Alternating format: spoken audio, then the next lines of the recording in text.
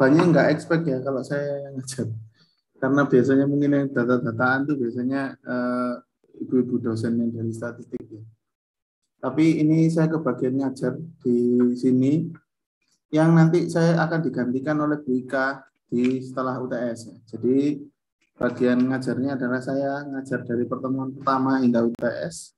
Setelah itu saya ngajarnya pindah ke matematika diskrit. Jadi nanti tuker-tukeran sama Bu Ika. Oke, untuk pertemuan pertama ini nanti akan saya jelaskan ya tentang kontrak perkuliahan dan juga memilih salah satu orang yang nantinya akan menjadi perwakilan kelas atau penanggung jawab kelas ya, atau ketua kelas lah gambarannya untuk kelas eksplorasi dan visualisasi data reguler. Untuk materi, sebenarnya materinya sama persis dengan materi yang teman-teman kalian ambil di KMMI. Sehingga nanti format perkuliahannya itu mirip-mirip seperti KMMI, meskipun kita di kelas reguler itu sinkronus semua ya, perkuliahannya live semua.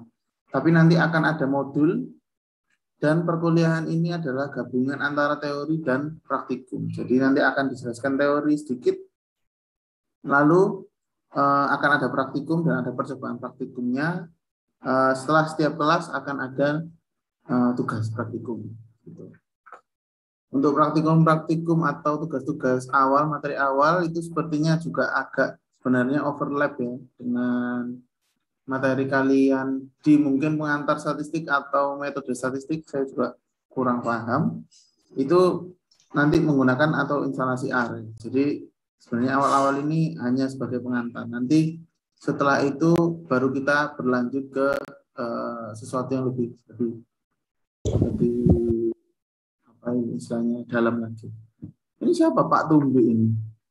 Masa ada namanya Pak Tumbi? Oh, belum diganti.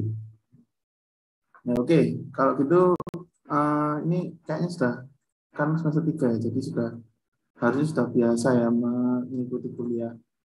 Oh ya, berarti ini 42 orang ini sudah semua ya yang ikut PVD reguler. Sisanya kebanyakan yang di KMMI. Kalau nggak salah ya. Oke, udah bisa akses e-learningnya. E-learningnya sekarang namanya hebat ya. Jadi rada aneh ya nyebutnya. Biasanya nyebut aula jadi hebat. Bisa akses hebat, apa akses hebat. Kalau sudah bisa dilihat ada kontrak perkuliahan di situ sudah saya cantolkan. Lalu ada absen, jangan lupa absen. Oh ya, anunya ya apa? Waduh, nggak bisa absen ya ternyata ya. Ada yang punya kendala akses e-learning?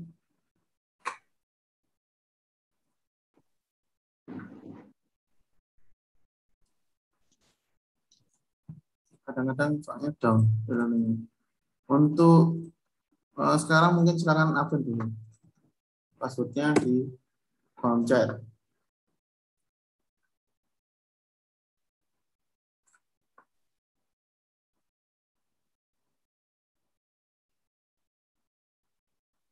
Ini sebenarnya bedanya sama yang KMMI cuman pertemuannya sih. Kalau KMMI itu kan seminggu 2 kali. Jadi mereka nanti lebih cepat selesainya. Jadi mungkin kalian juga bisa dapat bocoran. Tugasnya itu apa aja, terus UTS-nya kayak gimana. Yang KMMI kan gak mau UTS. UTS-nya kayak gimana, nanti UAS-nya kayak gimana, itu sudah punya gambaran dari teman kalian. Tapi ya itu, nanti jangan coba-coba nyontek ya. Nanti kalau ketahuan ada konsekuensinya. E-learningnya lagi nggak bisa ya Pak? Nah itu, kadang bisa, kadang nggak bisa. Jadi, ini ada yang ngechat yang lucu kan namanya kalau jadi hebat. Pak hebatnya ngedown. Siapa yang hebat? Ya kan? Saya juga bingung. Hebatnya lagi ngedown. Disingkat Heller aja, Pak. Kenapa? Disingkat Heller aja. Heller? Iya. Apa Heller? Hebat e-learning. Oh iya, maksudnya. Ya wis terserah lah. Kalian nyebutnya gimana terserah lah. Saya ngomongnya e-learning aja lah. Ben kata profesional kan ya. Masuk hebat. Hebatnya ngedok. Ya lucu. Oke lah gitu coba sambil di refresh ya karena saya nggak tahu kenapa kok e-learning ini katanya baru tapi kok malah jelek. Kita lihat kontraknya. Oke, jadi ini perkuliahannya sebenarnya cukup panjang ya. 3 SKS. 3 SKS itu berarti 150 menit. Wah, lama loh, 2,5 jam. Sebenarnya lama, 2,5 jam. Jadi materi yang disampaikan itu panjang dan nanti mungkin banyak banyak diskusinya ya. Saya harapkan banyak diskusinya. Karena saya kalau kalian suruh ngomong 2,5 jam tuh saya nanti nggak ngomong lagi besok ini. Capek. Jadi kuliahnya bobotnya ada 3 SKS, yang artinya tugasnya juga banyak. Terus dosen pengampunya ada saya dan Bu Ika, dan kelasnya hari Senin, tiap hari Senin ya, jam 1 sampai jam 3.40. 10, berarti ini kan 2.40 ya, 2 jam 40 menit. Berarti kita sebenarnya itu punya 10 menit untuk istirahat di tengah-tengah. Nanti kita istirahat aja 10 menit ya. Oke, terus tujuan mata kuliah ini adalah mampu melakukan eksplorasi data dan membuat visualisasi dari data. Jadi inti dari mata kuliah ini itu sebenarnya untuk kenalan ya dengan data-data yang mungkin nanti akan kita temui di masa depan. Karena treatment yang kita lakukan pada sebuah data yang kalau kita belum kenal datanya itu bisa berbeda-beda tergantung karakteristik datanya. Tidak semua data itu diperlakukan dengan sama. Misalkan ya, ada data tentang angka kelahiran di lingkungan kalian. Itu data tersebut tidak bisa mempunyai karakteristik atau perlakuan yang sama dengan misalkan data jumlah perokok di sekitar kalian. Karena mungkin karakteristik dan atribut-atribut dalam data tersebut itu isinya bervariasi. Jadi tujuannya adalah melakukan eksplorasi dan visualisasi data itu kita mengenal data itu lebih mudah dan pentingnya lagi kita bisa mengkomunikasikan data itu.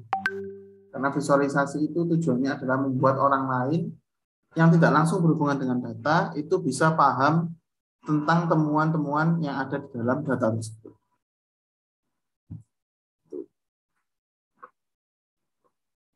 Ini untuk manfaat mata kuliahnya banyak ya, jelas lah ya. Mata kuliah nggak ada manfaatnya, mungkin baca sendiri.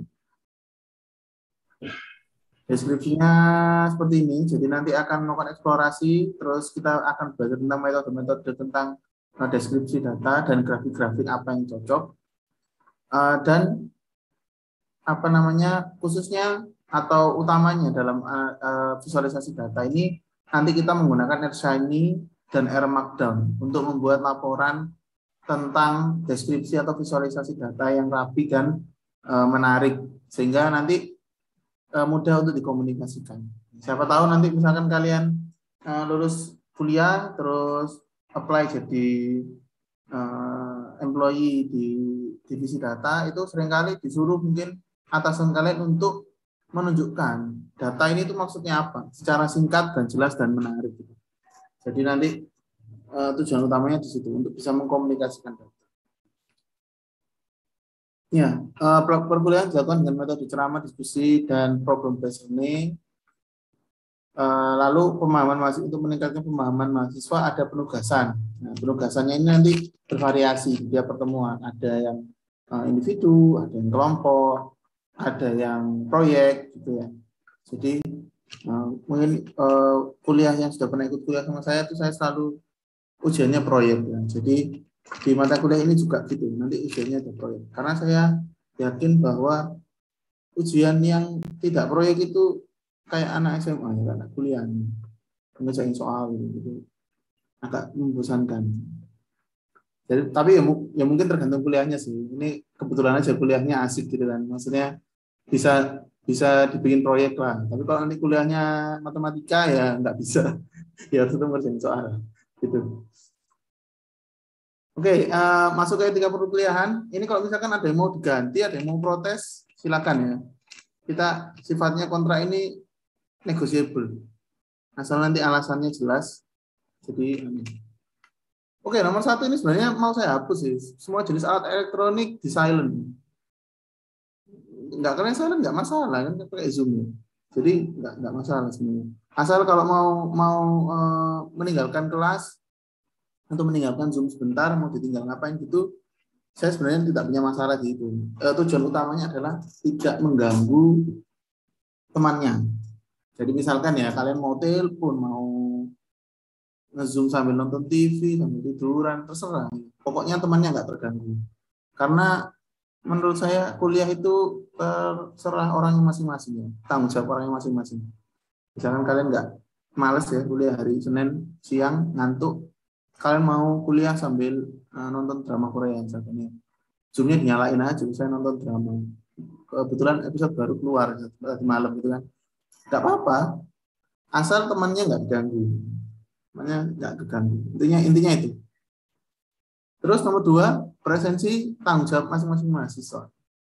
Ini jelas ya, saya nggak mau tahu istilahnya, Pak saya kemarin lupa absen, salahmu sendiri. Udah diingatkan pokoknya. Meskipun nggak diingatkan ya absen loh. Kuliah itu intinya absen ya. Nomor 1.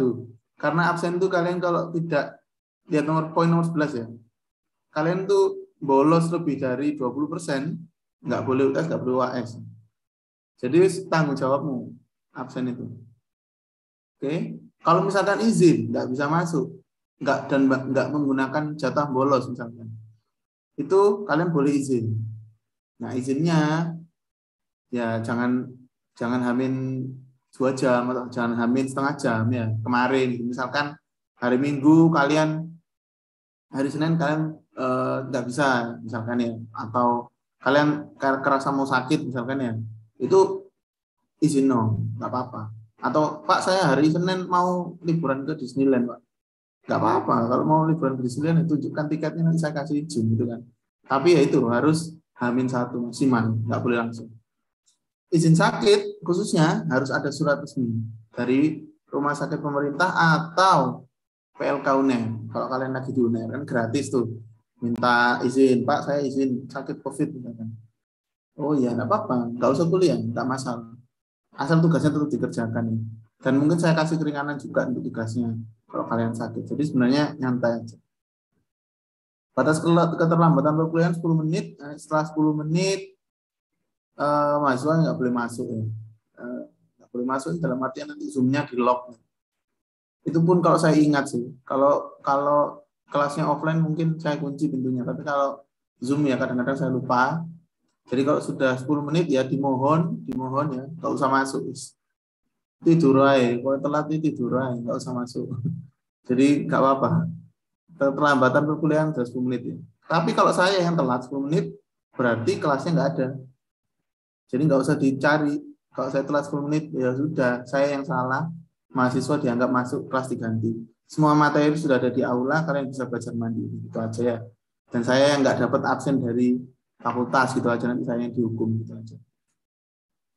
Oke, terus ya di nomor 7 terlambat nggak boleh ke perkuliahan.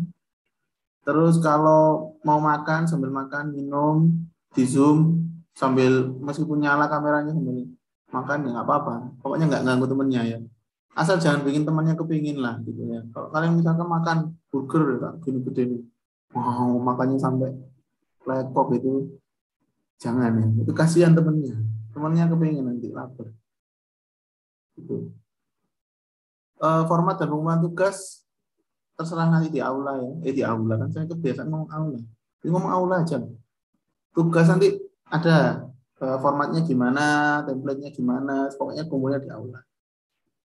Sekarang bentuk kecurangan dan lain-lain ya ingat ya, nyontoh terus ketahuan ngopi temennya dan diubah dikit-dikit itu bisa ketahuan dan lain-lain ya. Pokoknya segala bentuk kecurangan itu nanti pasti akan mempengaruhi kelulusan ya dari mata kuliah. Bukan hanya tugasnya, tapi kelulusan dari mata kuliah. Bisa jadi kalau parah dan mungkin dosennya nggak terima ya, saya atau Bu Ika, kalian bisa langsung di E-kan di cyber. Kalau sudah ya sudah, wis nggak usah kuliah mendingan tahun depan aja ikut lagi gitu. Atau ikut KMMI gitu kan. yang diadakan lagi nggak tahu kapan gitu. Terus ujian tengah semester dan ujian akhir sesuai jadwal nanti, berarti ada di minggu ke-8 dan minggu ke-16. Dan mahasiswa itu dinilai untuk ujiannya jika dia absennya 80% dari total kuliah. Kalau misalkan kalian sudah bolos lebih dari 20%, berarti boleh tetap ikut UTS-UAS tapi nggak ada nilainya, gitu aja ya. Gue penasaran ya kan nilainya, wah pengen ikut UAS mesti nggak ada nilainya, nggak apa-apa kalau mau. Tapi intinya adalah jika kehadiran kalian itu sudah kurang dari 80% itu sama dengan tidak lulus. Oke, mahasiswa diharapkan menjaga etika dan sopan santun baik kepada dosen dan teman sekelas dan lain-lainnya dan semuanya ya. Maksud yang jaga etika sopan santun cuma dosen dan teman. Kan kalian harus sopan santun dan beretika pada semuanya, ini sudah jelas. Nomor 13 sudah jelas, sangat jelas ya, ini peraturan akademik. Kalau di Indonesia itu sebenarnya masih rodok soft ya sama orang plagiat ya. Itu hukumannya hanya tidak lulus MK ya. Kalau di luar negeri itu kalau ketahuan plagiat dikeluarin. Jadi sudah kriminal plagiarisme. Jadi ingat kalau mau plagiarisme, kalau di sini hukumannya gampang, cuma tidak lulus MK. Jadi bisa ngulang lagi, bisa plagiat lagi. Ulang-ulang terus gitu. Ya. Oke, daftar bacaan ada 1-5 di sini. Bisa dicek di e-learning-nya. Itu sebentar saya pastikan. Ya, di e-learning itu ada di bawahnya kontrak kuliah ada referensi. Nah, itu Google Drive punyanya Bu Rati. Isinya adalah ini referensi yang ada yang saya tulis tadi di kontrak. Ini ada Dili, ada Pata, ada Han, Ngulik, Dikrik, dan lain-lain. Nah, ini semua materi yang ada di dalam perkuliahan ini itu dicomot ya istilahnya. Apa ya, diadaptasi lah ya gampangnya, diadaptasi dari referensi ini. Kalau kalian kurang jelas dan ingin membaca lebih dalam, referensi ini sudah disediakan, tapi ingat nggak boleh dibagi-bagi ya, karena sejatinya ilegal kita membagi-bagi buku PDF itu. Tapi saya juga nggak bisa mewajibkan kalian untuk membeli textbook ini karena mahal banget. Ya kan nomor 1 itu aja satunya paling harganya bisa sampai $500 ya kan.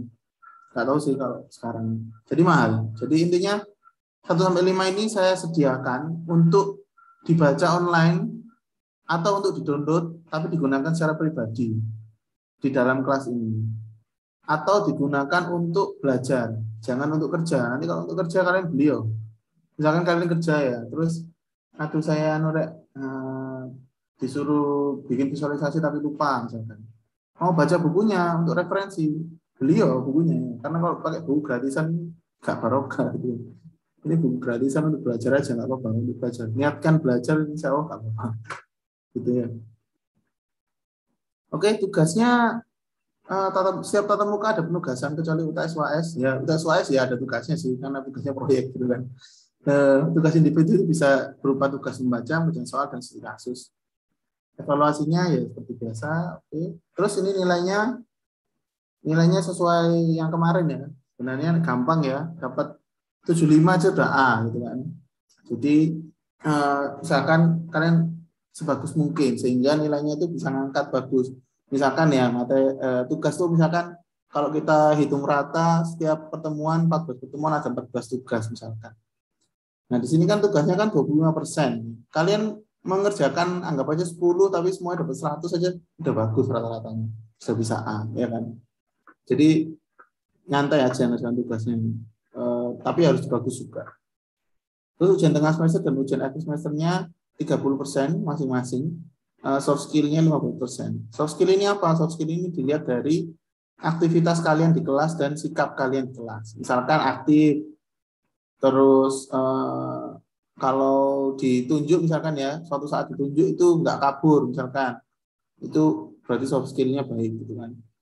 Terus ketika menjelaskan atau apa istilahnya, mempresentasikan karyanya itu terlihat percaya diri, mengkomunikasikan dengan bagus, nggak ngerepek, itu berarti soft skill-nya bagus. Lumayan 15% nih, bisa ngangkat nilai juga. Terus di section 10 ini ada apa saja yang akan kita bahas di tiap pertemuan. Di pertemuan ini setelah kontrak kuliah kita akan masuk ke materi ya. Singkat sih sebenarnya. Pengantar dan tujuan eksplorasi dan visualisasi data. Dan lain-lain ya. Nanti kita tunjukkan kenapa kita harus belajar ini dan kenapa mata kuliah ini diwajibkan untuk sains data. Lalu minggu depan kita lihat pengantar R dan R Studio. Saya kira materi minggu 2 ini materi yang paling kalian sudah paling paham ya, karena udah pernah pakai R Studio kan ya di mata kuliah sebelumnya kalau misalnya. Sudah, Pak. Di mata kuliah apa itu, Mas Lukas? Pas semester 1 itu, Pak. Oh, pengantar statistik ya? Iya. Oke, pengantar statistik kan sudah pakai ya. Sebenarnya ya ini materi yang masuk di jadwal aja, jadi tetap harus disampaikan ya. Itu pengantar R dan R Studio. Lalu nanti kita lihat tipe data discrete dan continue. Saya juga rasa ini sudah ada ya di pengantar statistik. Masuk keempat ada jenis grafik berdasarkan tipe data. Ini sudah masuk ke materi yang kita akan fokus ya. Jenis grafik berdasarkan tipe data, lalu ada pengenalan dan penerapan R Markdown untuk membuat laporan. Nomor 6, analisis data dengan metode statistika deskriptif.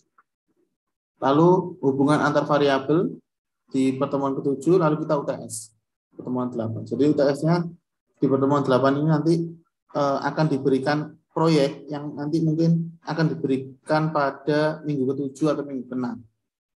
Jadi proyeknya nanti sifatnya kelompok, kita saat UTS isinya adalah storytelling atau presentasi tentang temuan-temuan kalian. Cuma nanti surprise-nya nanti aja, minggu ke-6 atau minggu ke-7. Terus di minggu ke-9 setelah UTS, saya akan digantikan oleh Bu Ika ya. Di 9 sampai terakhir ini yang menjelaskan adalah nanti ada Bu Ika. Kita akan belajar tentang visualisasi data menggunakan RStudio. Kita menggunakan RStudio untuk actually memvisualisasikan data atau banyak praktikumnya. Lalu nomor 10 menggunakan ggplot atau package yang sudah sangat lazim ya berpartner dengan RStudio. Nah, lalu yang 11 ini kita akan pakai RShiny, yaitu sebuah package yang bisa membuat grafik interaktif atau aplikasi web menggunakan R. Setelah itu kita masuk ke data preprocessing, ada ngecek missing value, lain-lain, duplikasi data, menghapus duplikasi data, bagaimana cara kita memvalidasi dan lain-lain.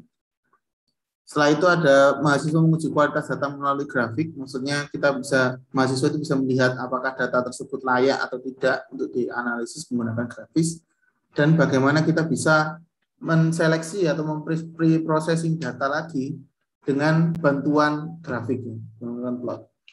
Lalu 14 itu mengeksplorasi dan visualisasi data pada real world data. Kita bisa lihat apa saja jenis distribusi data dan probabilitas distribusi. Lalu minggu ke-15 akan menganalisis dan mengatasi cara-cara mengatasi data outlier. Setelah itu minggu ke-16 akan ada proyek lagi insya Allah. Jadi mungkin nanti minggu ke-14 atau minggu ke-15 akan dibagikan soal proyek dan kalian menyelesaikan proyek. Oke, ini apakah ada yang ini dulu sebelum saya masuk ke tujuan ya? Apakah ada yang mungkin tidak setuju dengan poin-poin di atas? Kecuali jadwal ya.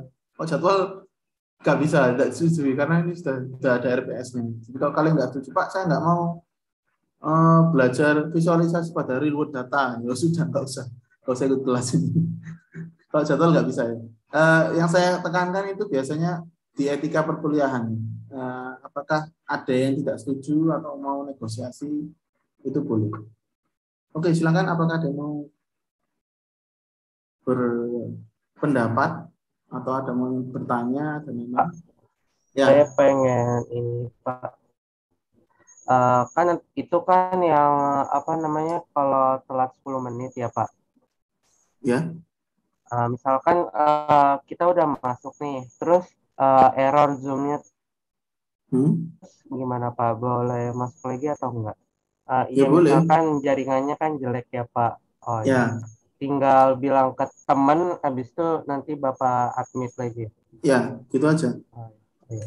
Ya, jadi kalau misalkan eh, kalian merasa bahwa kalian tidak telat dan tiba-tiba error Zoom-nya terus sudah dikunci, misalkan Zoom-nya, kalian mau masuk lagi nggak bisa, bilang aja temennya nanti saya admin. Sebenarnya yang ditekankan di sini adalah kejujuran ya.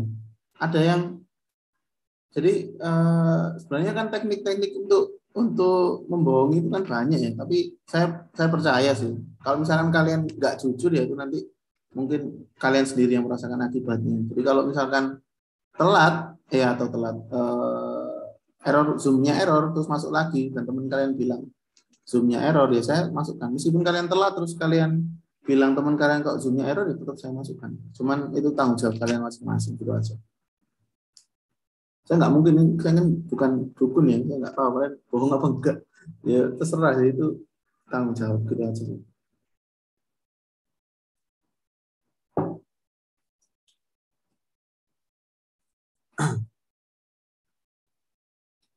Oh mau submit nggak bisa submit. Ya sebentar saya tak coba setting apa ini e-learning-nya. E-learning-nya baru dibuka nggak bisa absen. Karena absennya ini kayaknya dibatasi jamnya.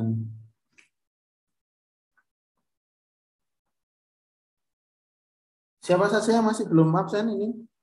Saya langsung absenkan aja daripada saya buka-buka ini. Oh ini juga nggak respon e-learning saya.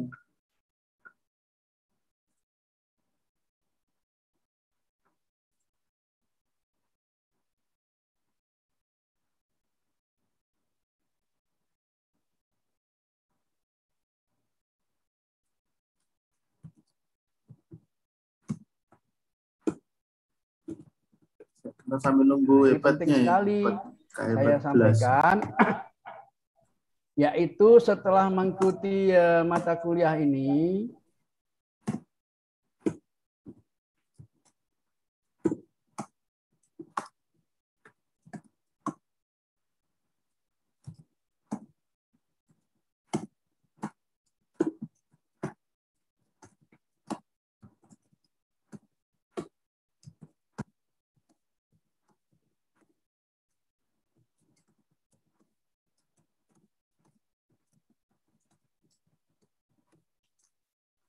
Ternyata saya juga nggak bisa buka hebat. Jadi nanti tolong yang belum absen hari ini yang belum absen di list ya di list absen ya siapa saja nama dan NIM-nya. Nanti saya yang absenkan. Kalau hebatnya ini sudah hebat beneran. Oh, sekarang nggak hebat belas. Oke, ada yang mau mengajukan diri jadi ketua kelas atau jadi penanggung jawab kelas? Nanti namanya saya ganti di sini, terus nanti saya ubah untuk tanda tangan dan lain-lain. Ada? Salah satu? Halo?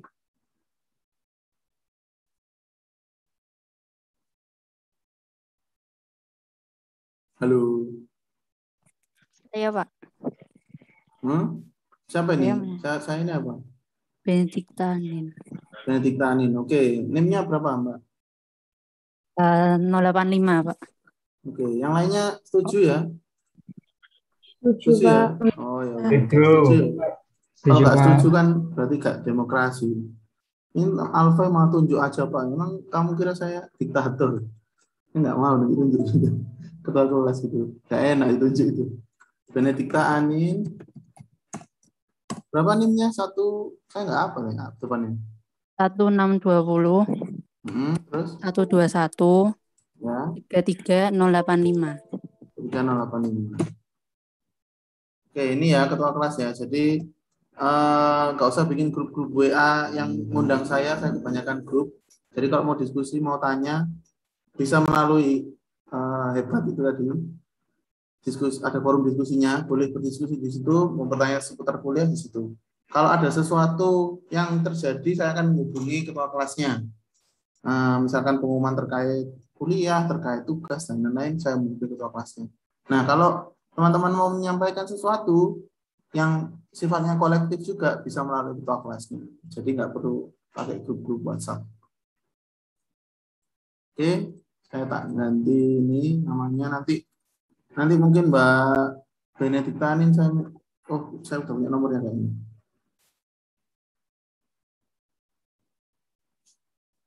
Enggak.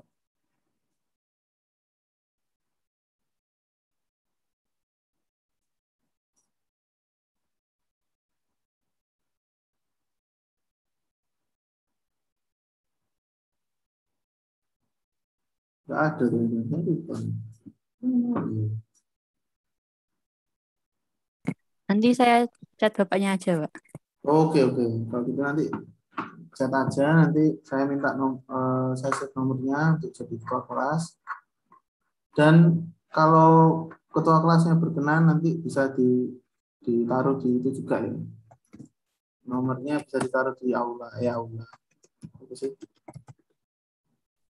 But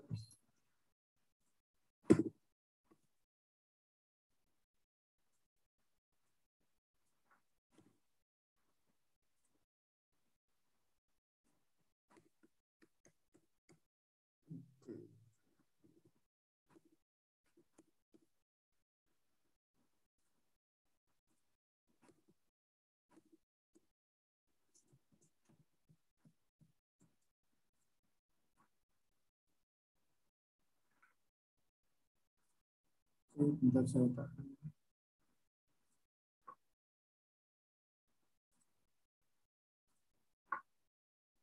Oke, silakan kalau mau ada yang ditanyakan atau apapun sebelum saya masuk ke materi ya. Saya sambil ngupdate kontraknya. Pak, izin bertanya, Pak. Ya, silakan. Ini untuk apa? Mata kuliah ini harus pakai bahasa R ya? Oh ya, di dalam bukannya harus ya. Gimana ya? Saya bilangnya. Yang diajarkan dalam mata kuliah ini adalah bahasa R. Oh, Jadi memang di kurikulumnya kita harus bisa ya, atau paling nggak nyaman ya dengan bahasa Python dan R. Jadi mungkin masnya ini kurang nyaman dengan bahasa R, itu ya tetap harus menggunakan bahasa R di mata kuliah ini. Di mata kuliah lain silakan sih mau pakai bahasa yang lain. Cuman yang diajarkan dan tugasnya di sini kebanyakan nanti pusatnya pada R. oke, baik. Terima kasih, Pak. Oke, ternyata hebatnya down lagi. Aduh. Nanti aja lah ya tanda tangan kontraknya ini. Saya tak langsung masuk ke materi aja. Oke, ada yang mau tanyakan lagi sebelum masuk ke materi?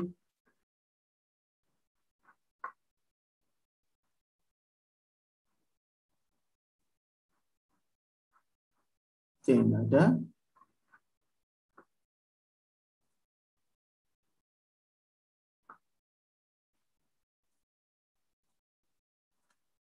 Oke, jadi ini memang slide-nya diambil dari KMMI ya, karena materinya sama persis. Sebenarnya kalau di KMMI itu yang ngajar banyak, ada orang 6, banyak ya tim. Ada dosen dari BPS juga. Tapi kalau yang di reguler ini yang ngajar yang 2 orang, saya dan Bu Ika. Karena orangnya lebih sedikit. Jadi materinya nggak ada bedanya. Kita akan masuk ke nomor 1 atau pengantar ya, pertemuan pertama. Itu pengantar eksplorasi dan visualisasi data. Jadi ini ada highlight ya. Kita akan mengetahui apa itu data dan dataset. Saya yakin kalian juga sudah paham perbedaannya apa. Lalu ada pengenalan ke eksplorasi data dan pengenalan ke visualisasi data. Dan kita akan lihat contoh-contoh dan mungkin kalian nanti bisa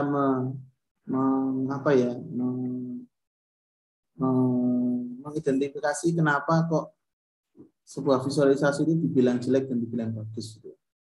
Dan visualisasi ini sebenarnya cukup penting, sangat penting malah dalam era sekarang. Seperti yang kita lihat ya, beberapa waktu yang lalu itu sering kita lihat ada orang-orang yang misalkan melaporkan kasus COVID ya, misalkan melaporkan kasus COVID itu pakai visualisasi yang bisa sedikit menutupi kenyataan yang ada. Gitu.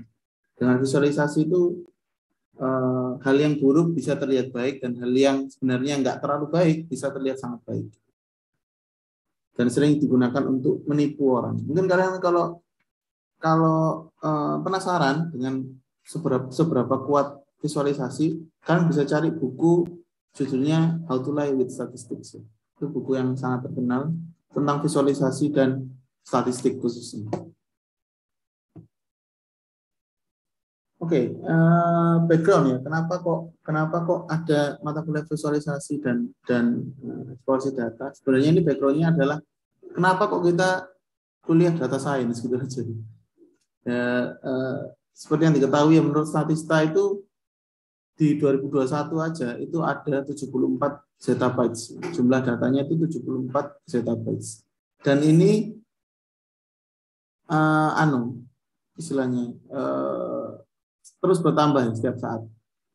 Karena orang itu atau data itu di-generate-nya tidak hanya melalui atau oleh orang manusia saja, tapi juga melalui mesin. Misalkan mencatat log, seperti kita main Zoom ini, Zoom-nya ini kan ngerekord data dan lain-lain. Jadi semakin lama kita berzoom-zooman ini, itu juga data itu semakin banyak ada di dunia. Dan banyak orang bilang data itu is the new oil ya, atau the new money, the new oil ya, sama aja, new gold, dan banyak sebutan-sebutan lain yang sebenarnya mengemphasize betapa pentingnya atau betapa berharganya data zaman sekarang. Dan ini katanya orang-orang juga banyak, data science adalah the sexiest job of 21st century. Ya. Kalau abad depan ya saya nggak tahu masih seksi apa enggak, saya juga nggak tahu data scientist. Nah, dengan adanya eksplorasi dan visualisasi itu kita bisa mengenal lebih dekat ya terhadap data-data yang ada, dan kita bisa istilahnya menggenggam sebuah data itu dengan lebih mudah. Seperti yang kita tahu ya, manusia itu attention span-nya rendah. Mungkin kalau kalian nonton film yang filmnya itu misalkan durasinya itu 2,5 jam gitu, mungkin sekitar setelah 30 menit atau setelah 40 menit pertama itu kalian mungkin bosen ya. Orangnya ngomong-ngomong tuh nggak kalian gubris gitu kan. Itu menunjukkan sebenarnya kita tuh attention span-nya rendah. Ini aja mungkin waktu kuliah sekarang ini mungkin sudah ada yang ketiduran mungkin ya. Mungkin sudah ada yang ngecek HP sampai sih kira kamari kuliah misalkan. Atau sudah ada yang ke belakang ngambil kacang gitu kan. Sudah ada yang kebelet pipis gitu. Nah itu menunjukkan bahwa manusia itu attention span-nya rendah. Maka dari itu dengan adanya data exploration dan visualization ini kita sebenarnya bisa memangkas waktu itu untuk mengenali suatu dataset baru. Kita sudah punya gambaran secara besarnya, sesuai namanya ya visualisasi, gambaran. Jadi kalau kita punya gambaran sebuah data, itu kita ngertinya lebih cepat dan kita attention kita masih ada, perhatian kita terhadap suatu pekerjaan itu masih ada. Sehingga kita nggak perlu istilahnya bosen atau gimana gitu sama data yang kita atau pekerjaan yang kita hadapi. Nah, data itu apa sih? Ini kalian harusnya sudah tahu semua. Data itu adalah sebuah kumpulan fakta atau hasil observasi. Isinya itu bisa kata-kata, bisa angka, bisa ukuran, dan lain-lain. Dan data ini ada yang sifatnya adalah kuantitatif dan juga kualitatif. Ada juga yang sifatnya kategorikal dan numerikal. Dan juga ada yang univariat, bivariat, dan multivariat. Nah, seperti kalian lihat di bagian di bawah ini, kategorikal itu dibagi menjadi 3. Ada yang binary atau boolean, 2 kategori, iya atau tidak, 1 dan 0. Kalau ada nominal, itu data yang sifatnya adalah kategorikal, biasanya digunakan untuk menggrupkan suatu data yang misalkan ada wanita, ada pria, ada others, terus misalkan mungkin ada merek mobil, dan lain-lain. Untuk ordinal ini data kategorikal yang sifatnya adalah punya kedudukan satu sama lain. Jadi ada yang lebih rendah dan ada yang lebih tinggi. Untuk kuantitatif, salah satunya data diskrit kita akan belajar di mata kuliah lain, yaitu matematika diskrit di semester ini. Dan juga ada yang data yang sifatnya continuous atau tidak ada batasnya. Nah, cara mengkoleksi data itu ada dua. Mungkin kalian juga sudah paham ya di pengantar statistika. Ada yang caranya kita sensus atau setiap orang atau setiap entity dalam sebuah dataset atau dalam sebuah populasi itu kita ambil datanya. Misalkan ya kalian mau mengumpulkan seluruh jenis atau seluruh data tentang spesies semut yang ada di dunia. Jadi setiap satu ekor semut, ya semut nggak punya ekor sih, satu apa ya? Satu Antena. Satu antena. Ya, oke. Setiap satu antena semut ya, itu kalian harus data satu persatu. Itu namanya sensus. Jadi setiap entity yang mau kalian ukur itu harus kalian data satu persatu, harus kalian catat satu persatu. Dan ada juga yang namanya adalah sampling, di mana kalian hanya mengambil sebagian atau sebuah sampel dari populasi tadi. Misalkan ya, dari 5 koloni semut, kalian mengambil 5 antena semut dari setiap koloni. Itu namanya sampel. Kita mungkin nggak akan bahas lebih lanjut di sini tentang cara sampling, tapi saya yakin kalian sudah tahu. Dan sampel itu nanti juga hubungannya erat dengan probabilitas. Jadi apakah random itu benar-benar random? Apakah yang kalian ambil itu probabilitas atau distribusi probabilitasnya sudah normal ataukah masih berat ke sebelah? Itu ada hubungan erat dengan probabilitas. Makanya penting ketika kalian nanti melakukan skripsi itu untuk melakukan sampling yang istilahnya bagus ya, rapi, sehingga temuan-temuan kalian itu tidak bias. Karena sampling ini sebenarnya contoh atau sebuah teknik yang terlihat sederhana, tapi sangat mudah dimanipulasi dan sangat mudah untuk salah. Gitu. Mungkin kalian pernah mengamati pemilu tahun 2019 ya. Pemilu itu 2019 atau 2018 ya? Pemilu presiden. Di mana setiap lembaga atau quick count itu punya hasil yang beda-beda. Nah, sebagai seorang data scientist atau seorang yang paham data, seharusnya kita nggak perlu kaget. Kita hanya perlu curiga bahwa tiap lembaga itu mempunyai teknik sampling yang berbeda-beda dan kemungkinan samplingnya itu salah, nggak imbang. Jadi ada yang bilang di sini itu si ini menang, di tempat lain itu yang ini menang, dan lain-lain, sehingga kita nggak tahu lagi mana yang harus dipercaya gitu kan. Dari quick count atau dari polling gitu. Makanya sampling ini sebuah teknik yang penting untuk dipelajari dan kita juga harus sangat ekstra hati-hati dalam melakukan sampling. Nah, dari sampling ini kita nanti juga bisa melakukan sebuah prediksi atau pengeneralisasian perilaku dari sampling terhadap populasi. Misalnya kita sampling semut tadi, kita melihat perilakunya bahwa semut ini suka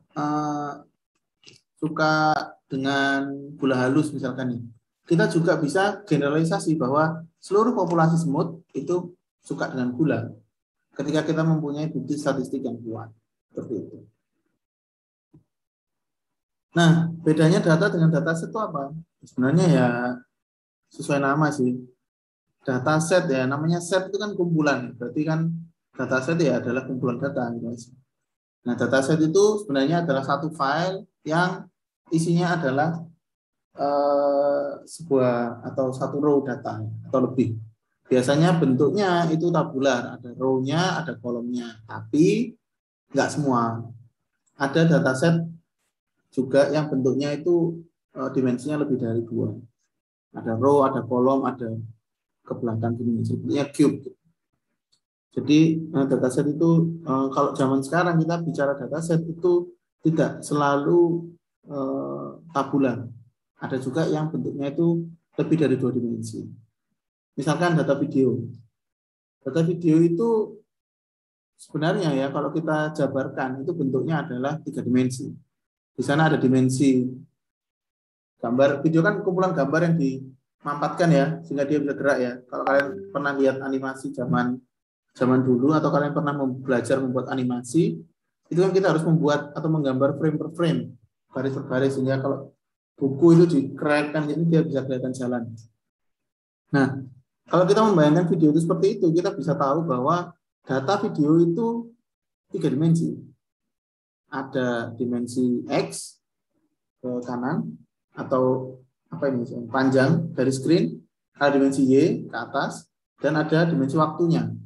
Jadi setiap waktu itu kita jadikan dimensi lain atau dimensi Z. Jadi kita kalau lihat sebuah buku animasi itu bentuknya ya tebal 3 dimensi. Kalau kita buka setiap sumbu Z-nya dia akan gerak. Jadi memang usually presented in tabular form atau yang sering kita temui itu bentuknya sudah rapi, ada baris dan ada kolomnya. Tapi dataset itu juga bisa berbentuk 3D.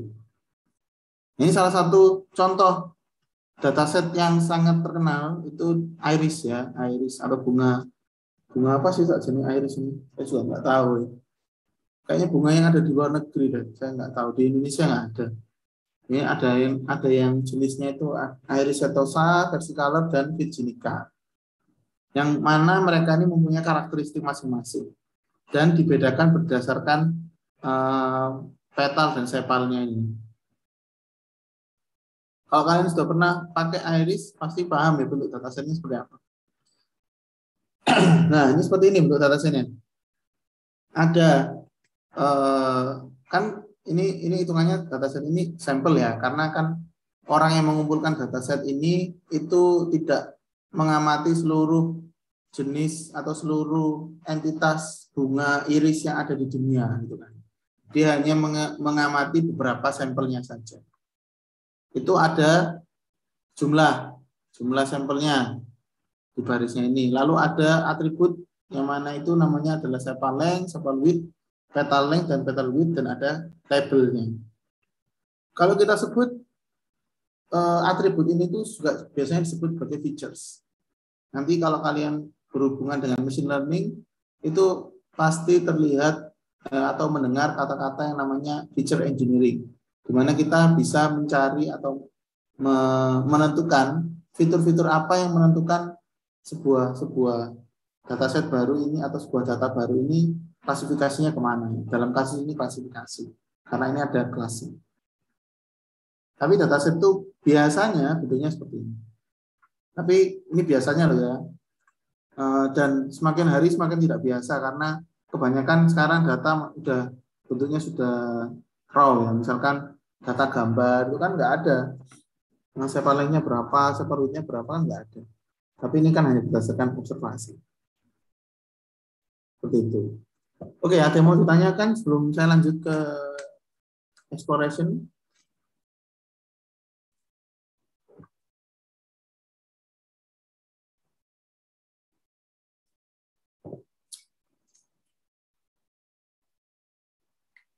Oke, nggak ada. Karena saya kira cukup sederhana. Data exploration itu apa?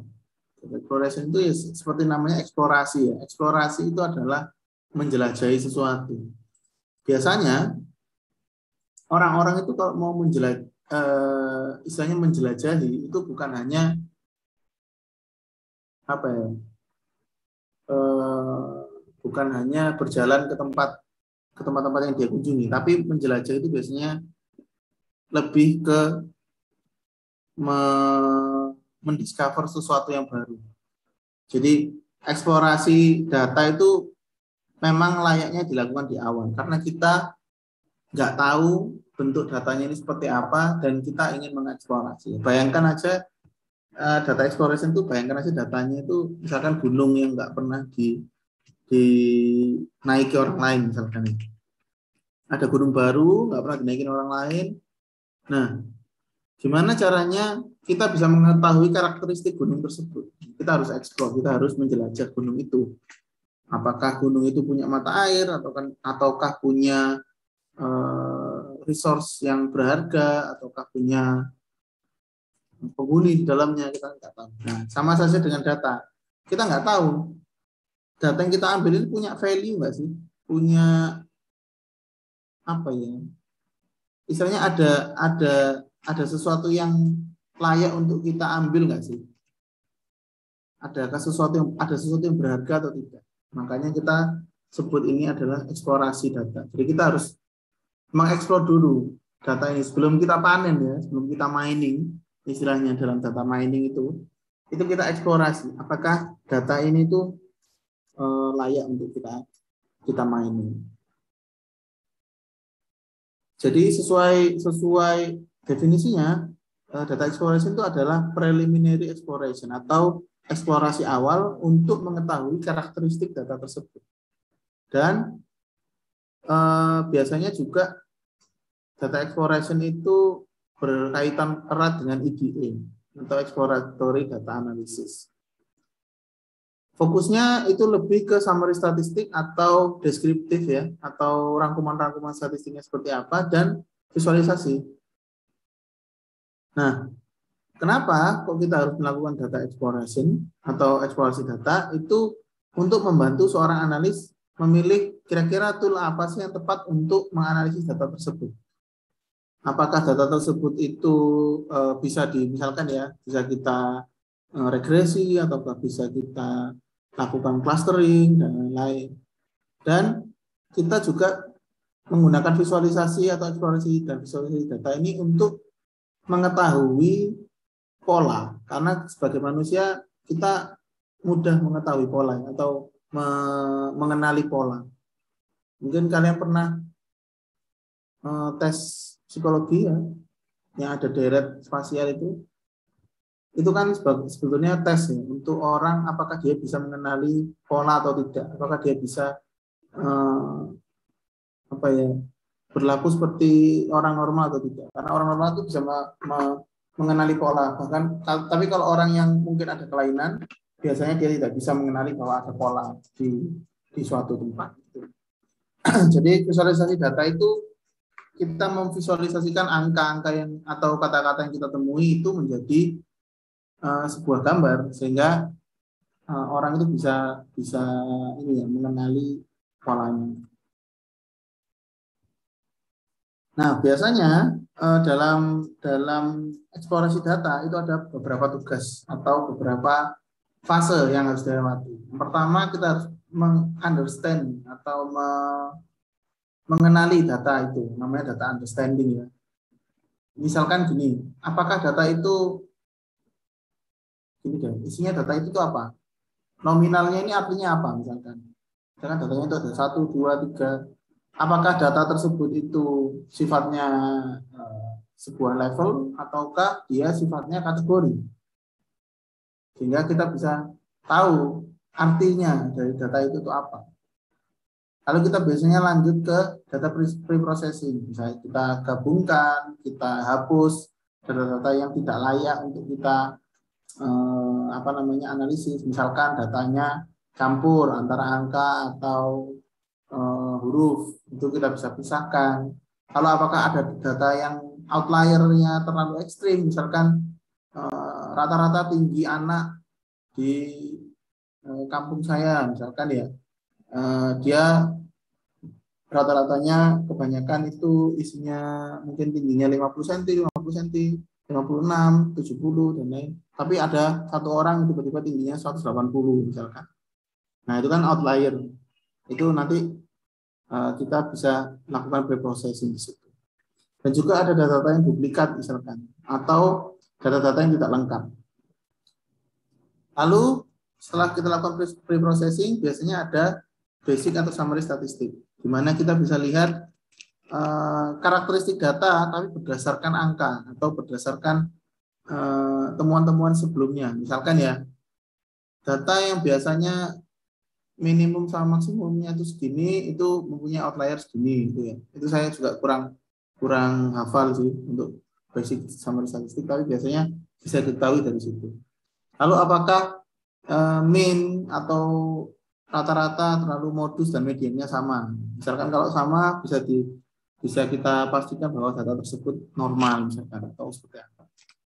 Lalu juga kita setelah melakukan basic atau summary statistik, kita bisa memvisualisasikan data. Dari situ kita bisa lihat apakah data tersebut punya pattern yang kita cari ataukah punya pattern yang menarik atau tidak.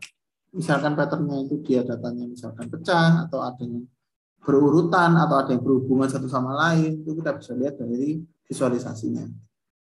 Setelah itu kita melakukan hipotesis. Hipotesis ini maksudnya apa? Kita menerka-nerka ya istilahnya, menebak-nebak. Apakah saya nebak data ini punya hubungan dengan ini. Saya menebak bahwa faktor ini berhubungan dengan faktor ini. Itu kita bisa lakukan hipotesis itu. Setelah itu kita bisa lakukan checking asumsi.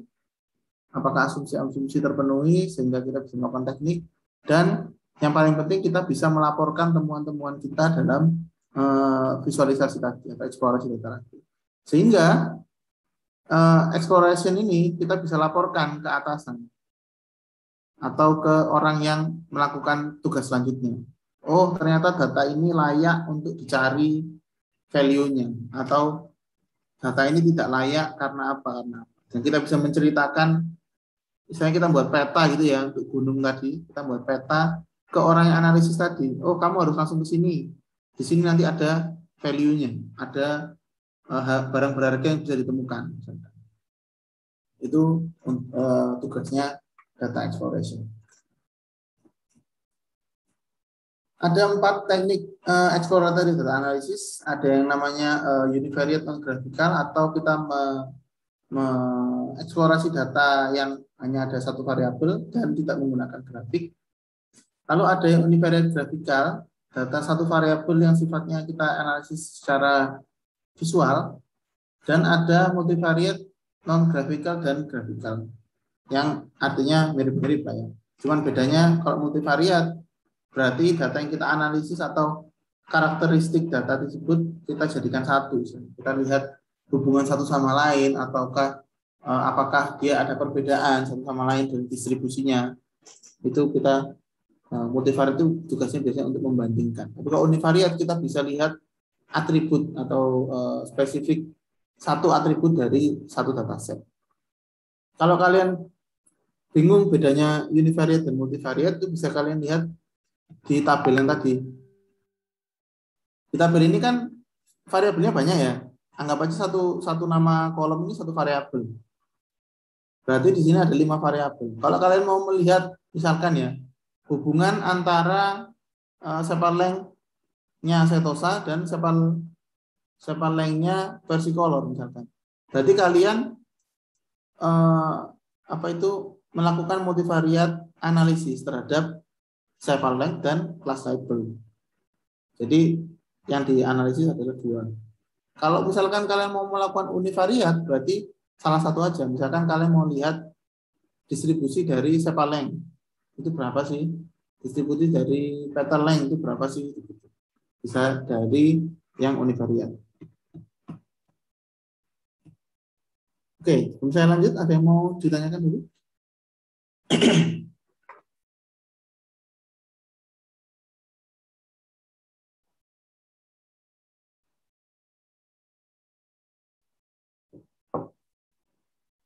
Oke, saya lanjutkan. Nah, setelah kita melakukan setelah kita preprocessing dan lain-lain tadi ya, itu biasanya dilakukan sebuah summary statistik. Di mana summary statistik ini adalah rangkuman dari data tersebut. Apakah dia punya titik tengah atau central tendency, apakah kita ingin mengetahui berapa sih yang paling banyak. Misalkan dari data set tadi kita lihat apakah data untuk setiap jenis bunga itu seimbang atau tidak, atau balance atau tidak. Misalkan kita lihat frekuensi dari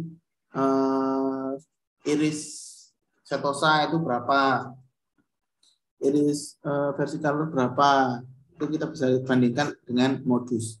Ataupun kita bisa lihat sebaran dari sepalengnya, misalkan sepalengnya iris setosa. Kita bisa lihat sebarannya, apakah mereka itu mempunyai karakteristik yang sama ataukah ada outlier yang menyebabkan nanti iris setosa itu dikenali sebagai iris virginica misalkan.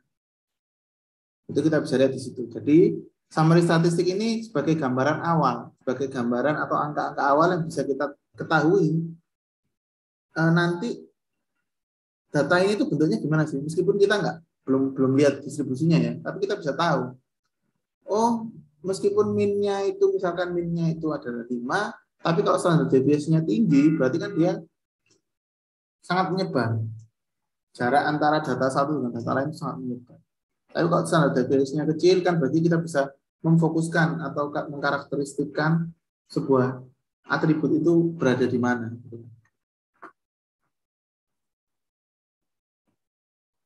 Nah, setelah itu kita masuk ke data visualization ya. Ada sebuah quote yang bilang a good picture ya is worth 1,000 words. Maksudnya ini biasanya dipakai di fotografi.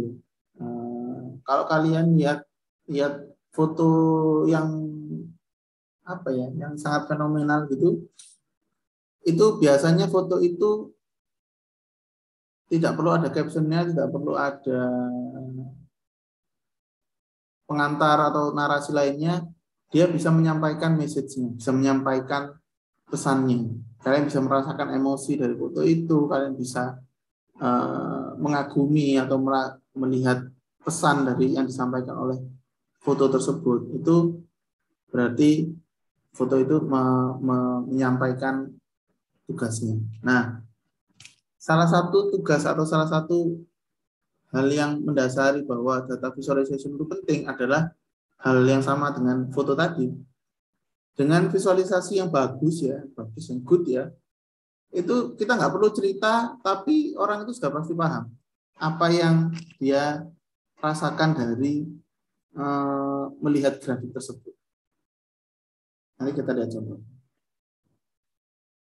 Visualization itu adalah pengubahan data atau conversion data menjadi data yang visual, sehingga karakteristik dan hubungan antar data itu bisa kita lihat secara langsung, secara visual, dan kita bisa ketahui polanya. Dibilang di sini bahwa data visualization itu adalah salah satu teknik yang paling kuat ya, dalam data exploration. Kita bisa saja sangat expert dalam menghitung mean, menghitung mode, menghitung apa itu standard deviation, menghitung R-square, menghitung lain-lain. Tapi tidak semua orang paham itu. Dan bagusnya hampir semua orang itu paham kalau orang tersebut lihat visualisasi. Sehingga visualisasi data itu sangat penting, sangat powerful. Ketika kita tidak mengetahui angka sedikit pun, kita bisa sedikit paham atau mengenali bahwa karakteristik datanya itu seperti apa. Apakah dia itu trennya naik atau tidak, trennya turun atau tidak, apakah ada hambatan, itu kita bisa paham. Nah, manusia itu mempunyai kemampuan yang sudah sangat berkembang untuk menganalisis data yang banyak ya, informasi yang banyak, tapi data tersebut dipresentasikan secara visual. Manusia itu kalau lihat angka yang banyak dalam Excel gitu ya, atau tabel, saya yakin pusing. Tapi kalau mereka tuh lihat gambar-gambar yang sudah dibuat dari Excel tadi, saya yakin mereka lebih mudah untuk mendeteksi bahwa ada pola-pola yang menarik gitu ya. Dan manusia itu bisa lihat dari visualisasi tersebut, manusia itu bisa lihat ada outlier dan ada misalkan pola-pola yang tidak umum. Sekarang bayangkan gini deh, kalian di rumah sakit, terus kalian itu dikasih alat yang untuk membaca detak jantung tuh, EKG. Tapi TV-nya ini bentuknya bukan yang kalian biasa lihat yang bentuknya kayak grafik itu, naik turun itu. Isinya cuma angka ya. Angkanya itu jalan-jalan gitu. Kadang 60, kadang 80, tiba-tiba 0, kadang berapa gitu. Dan hertznya itu juga kalian bisa lihat bahwa kadang min 500, kadang naik plus 100. Dan itu kalian amati satu persatu. Saya yakin kalian misalkan ya mau meninggal gitu aja nggak tahu kalau kalian mau meninggal. Karena datanya ini apa maksudnya kok saya kok habis ini 0 terus habis ini naik 100 ya. Padahal kalau data tersebut misalkan divisualisasikan dengan grafik itu, line graf itu kalian paham, waduh ini kayaknya saya mau meninggal dok, gitu, misalkan. Dengan lebih mudah, dengan lebih cepat, karena kalian bisa mendeteksi bahwa ada pola-pola yang tidak biasa dari data tersebut. Nah, sekarang bayangkan bahwa tidak ada visualisasi data di dunia ini. Dan kalian nggak tahu, atau dokter itu juga nggak tahu. Nggak bisa mengamati terus lah istilahnya. Bahwa detak jantung yang sekian itu ternyata patternnya itu, saya nggak tahu nih patternnya gimana nih. Biasanya kamu berapa? Waktu saya lupa dok. Saya biasanya detak jantung 60 misalkan. Loh, kok ini 100 terus? Saya nggak tahu tuh kenapa dok. Padahal kok 100 terus mungkin ternyata orangnya habis olahraga gitu kan. Atau habis ngapain gitu kan. Dan kita nggak bisa lihat bahwa ternyata naiknya itu ada di fase tertentu, ataukah dia nanti turun lagi, ataukah memang biasanya di 100, itu kita nggak bisa tahu. Dengan adanya visualisasi itu semua menjadi lebih mudah dan keputusan-keputusan yang dilakukan itu bisa menjadi lebih cepat berdasarkan data. Jadi kalian kalau mau misalkan bingung atau tidak mengetahui kenapa kok visualisasi data penting, ya bayangkan aja kalian sakit parah terus ada di rumah sakit, tapi alat yang untuk ngecek jantung kalian itu isinya angka doang, nggak ada yang bunyinya titit itu ya, titit itu nggak ada. Jadi kalian nggak tahu gimana ini bacanya ini. Saya masih hidup nggak nih 1 jam ke depan? Nafas saya bagus nggak nih? Nggak tahu karena line grafnya nggak ada, bayangkan. Jadi kita bisa setuju ya bahwa poin kedua ini, bahwa data visualization itu adalah salah satu teknik yang paling kuat ya dalam data exploration dibandingkan lain-lainnya. Seperti itu. Ya, ada mau tanya kan mungkin?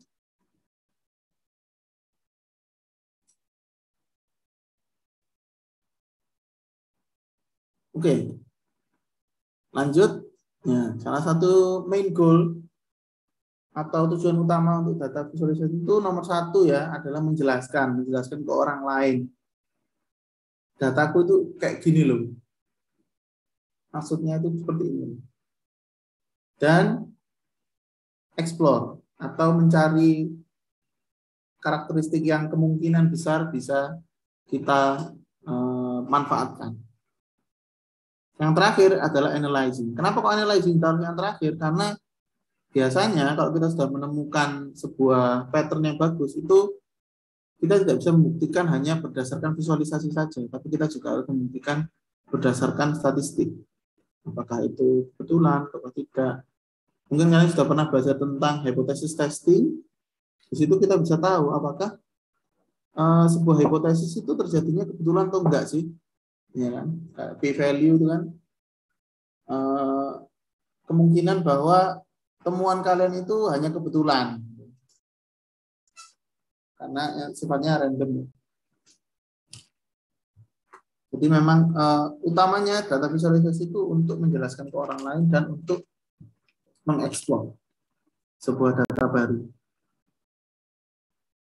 Apa sih yang bisa disebut dengan good visualization? Itu bagaimana kita bisa menampilkan data dengan akurat dan jelas, termasuk desainnya. Jadi mungkin ada teman-teman di sini yang nggak jago desain ya, kayak saya ya. Saya nggak bisa dari dulu desain itu. Jadi saya mungkin kalau membuat visualisasi data itu pakai bantuan color palette ya, supaya warnanya itu bagus gitu. Kalau saya nggak pakai color palette, mungkin jadinya kayak berontang-berontang gitu datanya. visualisasinya. Jadi kita juga harus bisa mempresentasikan sebuah data itu dengan jelas dan mudah diketahui. Misalkan kita menggunakan warna apa itu biru untuk merepresentasikan suhu misalkan. Semakin rendah suhunya kita representasikan dengan warna biru, semakin tinggi suhunya kita representasikan dengan warna merah. Nah, itu kan jelas. Kita bisa mengkomunikasikan bahwa angka tersebut itu artinya panas atau artinya dingin hanya dengan warna. Dengan good visualization itu termasuk visual variables dan semantik atau arti-arti dari simbol-simbol yang kita gunakan. Juga kita menggunakan warna yang konsisten.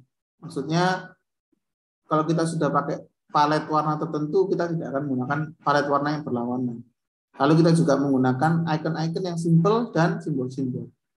Di mana icon simple itu bisa merepresentasikan atau mengkomunikasikan sesuatu yang ingin kita tunjukkan, bukan hanya sekedar pemanis.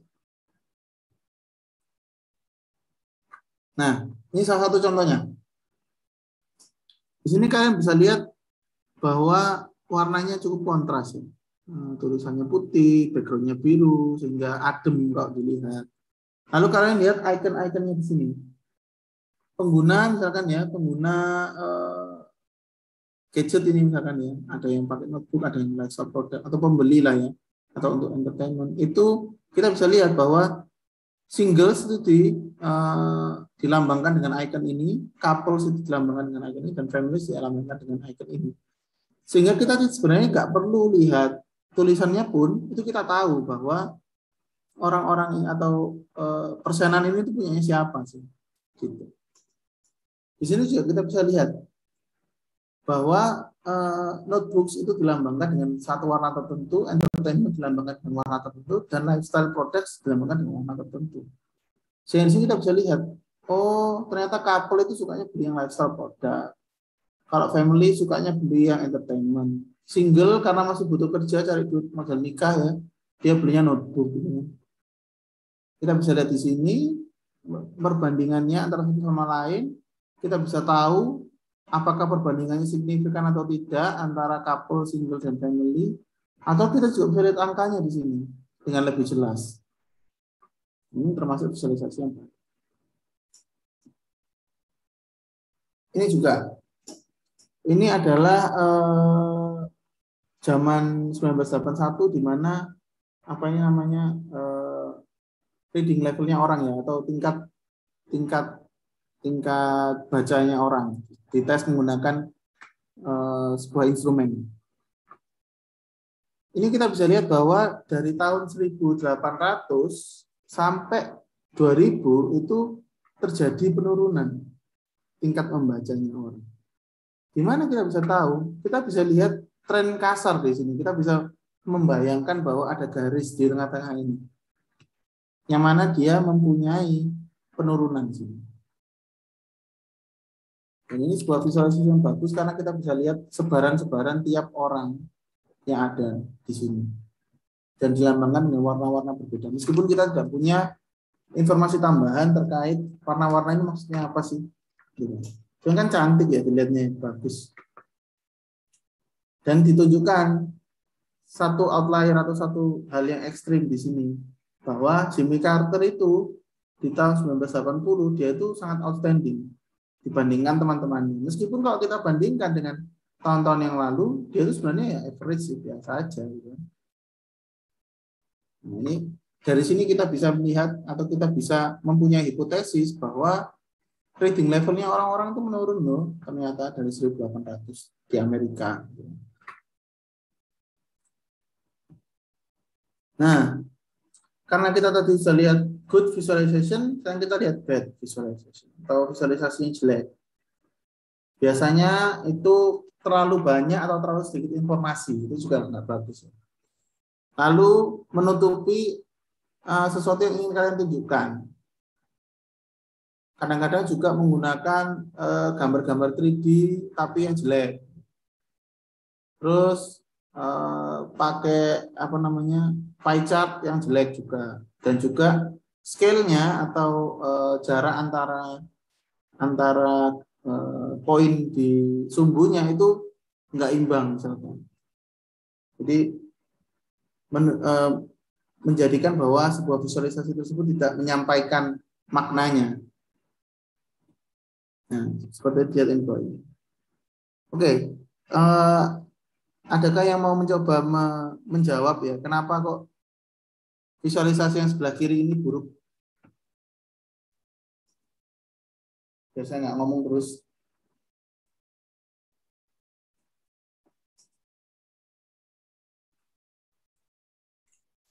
Karena itu kurang jelas Pak untuk tinggi-tinggi kerucutnya gitu. Nggak kelihatan gitu Pak, berapanya. Oke, terima kasih Mbak Anissa. Jadi ini katanya Mbak Anissa karena dia dari atas ya. Dia nggak tahu nih tingginya itu seberapa sih. Ini tuh apakah 20, apakah 40. Yang sebelah sini itu juga apakah 20 atau 40. Ya kan nggak jelas kan. Terus apalagi kira-kira dari ini yang bikin dia jelek? Atau yang bikin dia adalah bad visualization?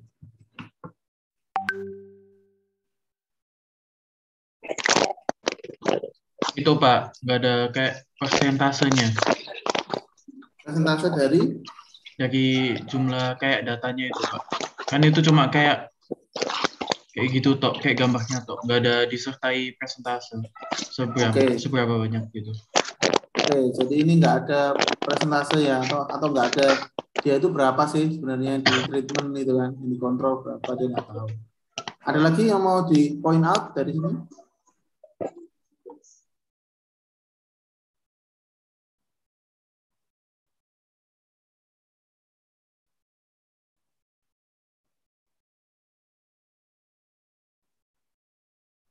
Pak, mungkin ini Pak yang sebelah kiri, yang bagian di aksisa tidak merepresentasikan apa-apa, jadi kayak cuma 20-40 gitu Pak. Oh ya, bagus. Ini sumbu Y-nya nggak tahu ya, nggak tahu itu apa 20-40 gitu ya. Ada lagi? Selain itu ya bagus ya temuannya ya. Mungkin ini kan Pak tahu grup ini. Ya, silakan Mbak. Tidak ada judul yang memberikan deskripsi itu membuat grafik tentang apa. Oke, bagus juga. Nggak ada judulnya. Ini maksudnya apa? Ada grup, ada kontrol. Dia ngetes apa, terus bedanya apa, nggak tahu. Oke, ada lagi? Pak, mungkin tulisannya terlalu kecil kali ya Pak. Jadi pelihatnya itu jadi kurang jelas gitu Pak. Oke, tulisannya terlalu kecil sehingga orang yang melihat nggak tahu ini apa. Apakah ini tulisan ataukah ini hanya garis. Saya mungkin kalau lepas kacamata gini nggak kelihatan. Ini maksudnya apa? Bagus, Mas Kevin. Ada lagi? Itu kalau dilihat dari samping tapi bentuknya kerucut, bukannya jadi nggak ini Pak? Nggak jelas tunjukin kemana. Oke. Betul ya. Kenapa kok sebetulnya harus kerucut ya? Ini kan dilihatnya kalau dari samping kan kayak gini, ngapain gitu? Nggak penting. Tentunya kan nggak penting ya, betul ya.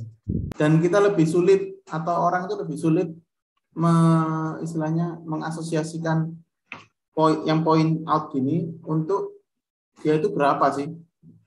Jadi memang seharusnya bentuknya itu kalau nggak balok ya kotak gitu aja ya. Mas Nicholas ya. Ada lagi yang buruk kenapa? Selain itu?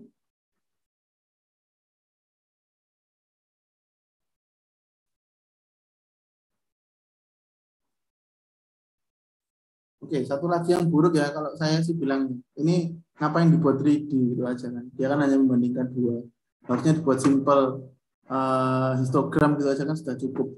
Seperti yang kita lihat yang di atas ini. Sini aja kan cukup ya kan. Nggak perlu dia dibuat 3D. Ini tuh ada gedung-gedungnya, ada kerucut segala macam kan nggak perlu. Oke, kalau gitu yang sebelah kanan ini mungkin kurang jelas ya. Ini yearly, winter, summer, dan ini adalah saya nggak tahu apa ini. Kayaknya komposisi gas di udara. Jadi merepresentasikan komposisi gas di udara. Ada yang mau menunjukkan apa kira-kira yang bikin ini tuh buruk? Kak, saya izin ini. Ya, silakan. Kalau menurut saya ini terlalu banyak, Pak. Kalau orang yang nggak ngerti kan ini apa ini, kan perbedaannya juga nggak begitu kelihatan gitu, Pak. Oke, terima kasih Mbak Anissa. Ini nggak tahu ya perbedaan kiri sama kanan tuh banyak apa enggak, signifikan apa enggak, ngapain dibentuk matriks kayak gini gitu. Oke. Yang lain?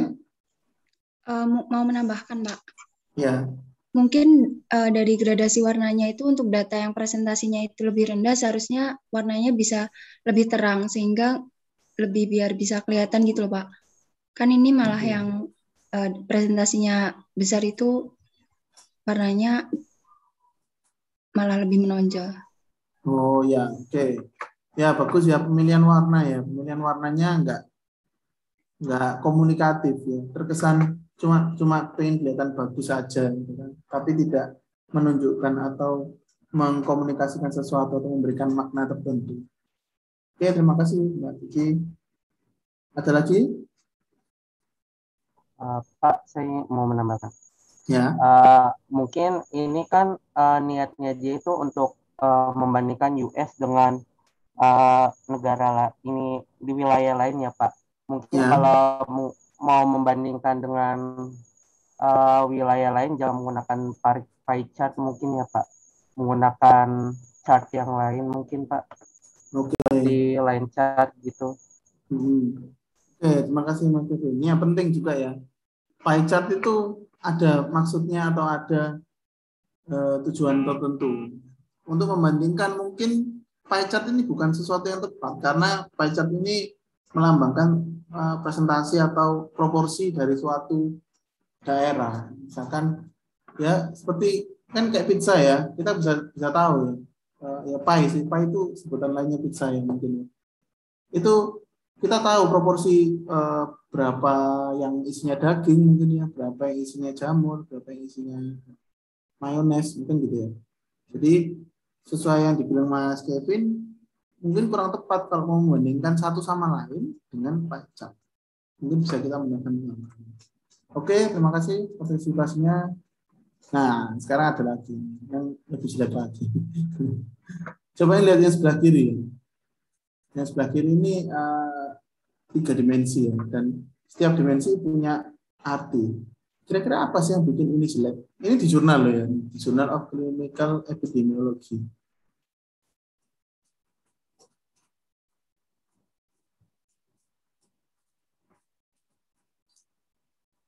Anda bisa menunjukkan? Kira-kira jeleknya di mana? Pak, izin beropini Pak. Ya, sekarang. Mungkin kalau misalkan yang di sebelah kanan itu kan nggak terlalu kelihatan tuh unitnya berapa, misalkan 200 atau 250. Jadi lebih kekurangan jelas gitu Pak. Yang mana ini? Ya, enggak yang sebelah kanan Pak. Yang paling pojok kanan. Dia garisnya sebelah mana gitu ya? Iya. Oke, bagus. Dia nggak tahu levelnya yang paling sebelah kanan ini, kita meluruskannya kemana? Mortality rate-nya berapa gitu ya. Jadi tidak bisa mengkomunikasikan dengan baik. Oke, selanjutnya ada lagi?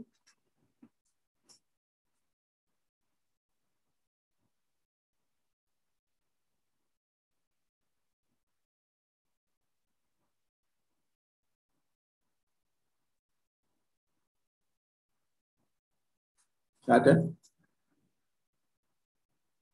Gini deh, saya kasih petunjuk. Kira-kira kalau misalkan saya ingin membuat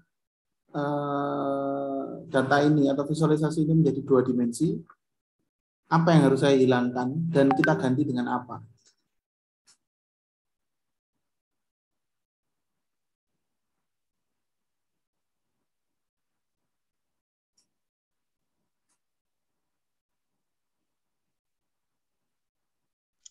Ini Pak, yang garis yang di belakang ini loh Pak. Yang menunjukkan ya itu mungkin bisa dibuat line chart aja biar tahu pastinya berapa. Jadi diginikan. Maksudnya line chart itu sebenarnya gimana?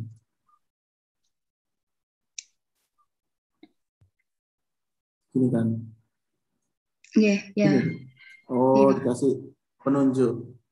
Soalnya Misalkan kalau ini dibuat 2 dimensi gimana jadinya? Misalkan jadi kayak gini doang. Kira-kira apa yang harus dihilangin? Dimensi mana? Yang kuartilnya mungkin, Pak. Kenapa? Kuartilnya, Pak. Maksudnya yang iya yang warna biru yang paling depan itu kan kuartil 1. Dijadikan, dikelompokkan di pertama, yang di belakangnya warna ungu digeser ke sebelahnya saja. Oke. Jadi dihilangkan aja, jadi kelompokkan. Ya, oke. Ini maksudnya Mas Abdullah mungkin gini ya. Kita bisa menghilangkan dimensi kuartil ini karena sebenarnya mereka sudah direpresentasikan dengan warna. Jadi nggak perlu dibuat 3 dimensi karena kan kita udah bisa bedain ya. Yang Q1 itu berapa, yang Q2 berapa, Q3 berapa, Q4 berapa. Sehingga ini termasuk boros lah istilahnya, boros resource. Kita udah pakai warna, kita juga pakai 3 dimensi. Jadi seharusnya tidak perlu. Oke, terima kasih Mas Abdullah. Oke, kalau yang kanan saya kira sudah cukup lah ya. Sudah cukup tahu lah jeleknya. Ini box plot tapi dia nggak tahu membedakannya sebelah mana, terus box plotnya juga kurang jelas garisnya sampai mana dan lain-lain. Oke. Jadi sebenarnya kita sudah tahu ya, kita bisa membedakan secara kalau kita lihat lebih serius, kita bisa tahu mana sih visualisasi yang buruk sama visualisasi yang baik itu seperti apa. Nggak hanya dari desain, nggak hanya dari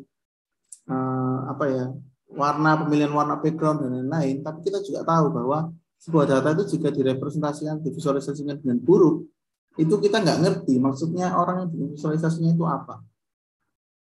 Jadi kita bisa setuju juga bahwa visualisasi itu hal yang sangat penting, termasuk hal yang paling penting dalam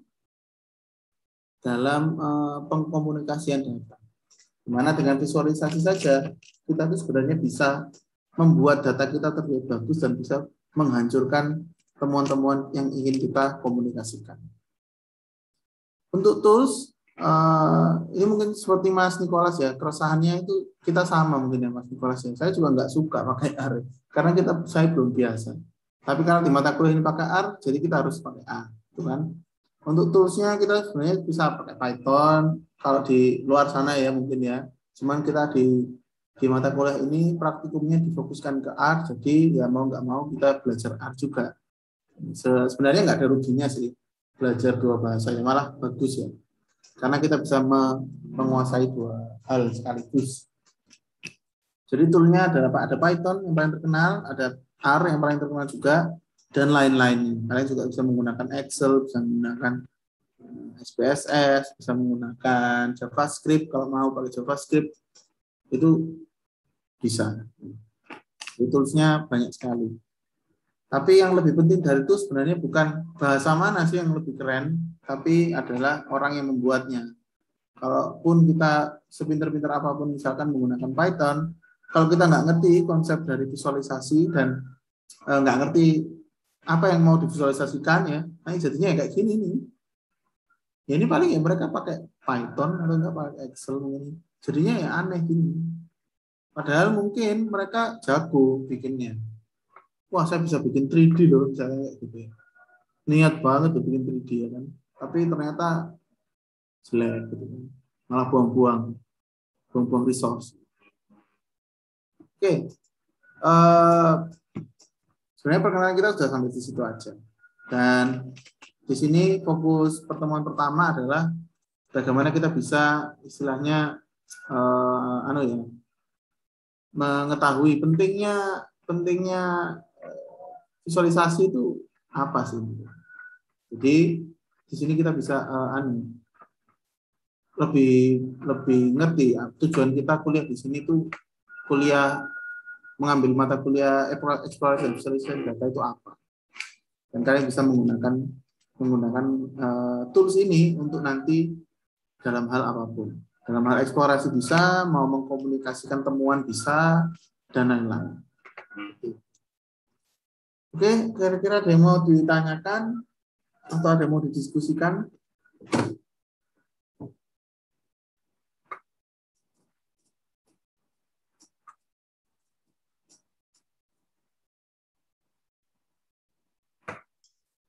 Saya mau tanya, Pak.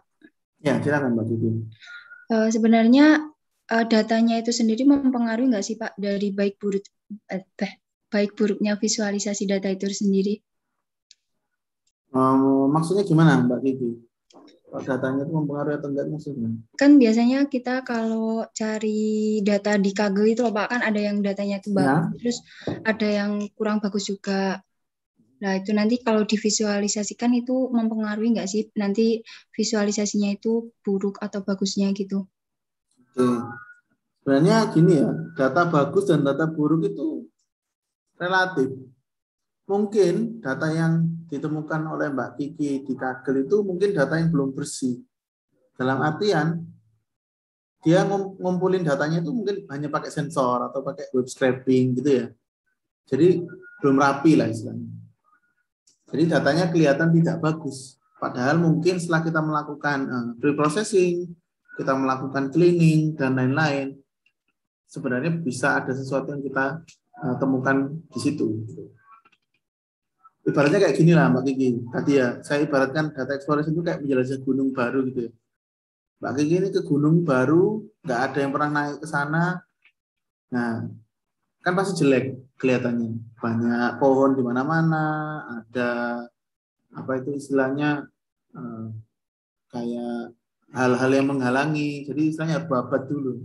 Banyak orang bilang tuh babat alas itu istilahnya kayak gitu. Mungkin data yang ditemukan oleh Mbak Kiki ini belum dibabat alasnya gitu kan, jadi masih nggak kelihatan value-nya, sehingga ketika divisualisasikan atau dibuat sebuah peta nggak ada jalannya karena memang belum ditemukan. Gitu sih. Jadi ya relatif definisi data bagus dan data jelek. Tapi mungkin aja sih ada yang data yang benar-benar jelek ya. Meskipun kita sudah cleaning, kita sudah transform dan lain-lain, tapi memang datanya ini jelek gitu ya. Misalkan ya data ukuran sepatu misalkan, atau ukuran tackle gitu ya misalkan ya, ukuran ubin sama semua. Kalau kalian mau beli ubin ukuran 40x40 ya sudah datanya 40x40. Itu mungkin bisa kita bilang bahwa data tersebut jelek ya karena nggak ada value-nya. Gitu. Tapi sekali lagi semuanya tergantung sih. Kalau saya sih lebih percaya pada data yang ditemukan di internet itu sebenarnya nggak ada yang jelek ya. Cuman mungkin kita belum bisa menemukan bagusnya di mana gitu aja, atau belum bisa mentransform, mengcleaning dan lain-lain. Makanya tadi ada di slide berapa ya? Yang tas tadi.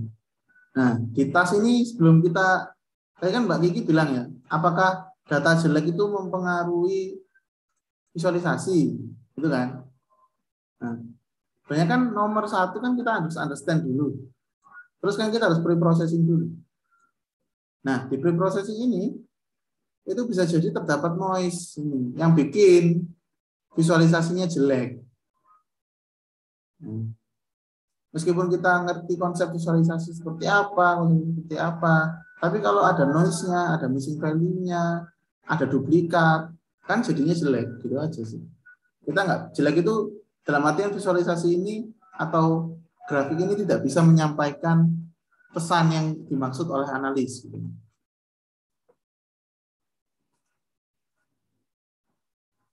Oke, saya mau ditanyakan lagi mungkin? Saya ingin bertanya, Pak. Silakan, Mas. Sebenarnya berhubungan sama jadwal di kontrak perkuliahan tadi, Pak. Ya. Kalau di materi task tadi itu kan outlier itu di preposition yang bagian termasuk tahap awal, tapi di jadwalnya itu di akhir. Iya, di akhir gitu, Pak. Ya. Enggak sinambung gitu, Pak, kira-kira. Oh, kenapa kok ditaruh di akhir gitu, ta? Iya, Pak. Oh, gitu ya. Gini, Mas Danar, sebenarnya gini, data exploration itu nggak lurus ya.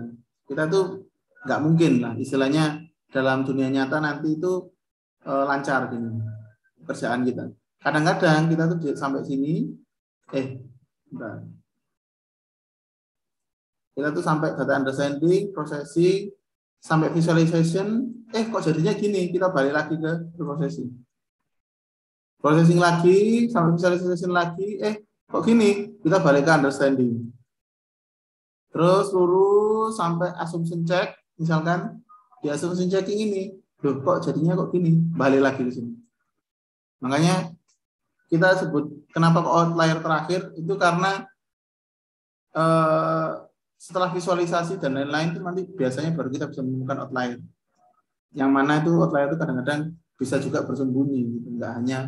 Nggak hanya terlihat jelas ketika kita melakukan box plot atau lain-lain. Jadi nggak usah khawatir. Kenapa kok outlier, mengatasi data outlier itu kita taruh akhir gitu kan? Saya nggak usah khawatir karena nggak selamanya linear.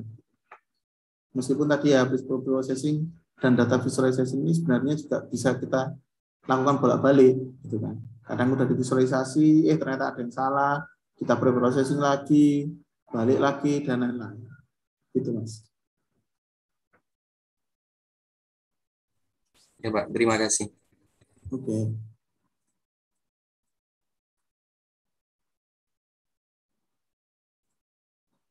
Oke, ada yang mau tanyakan lagi? Mungkin? Izin bertanya, Pak. Ya, silakan.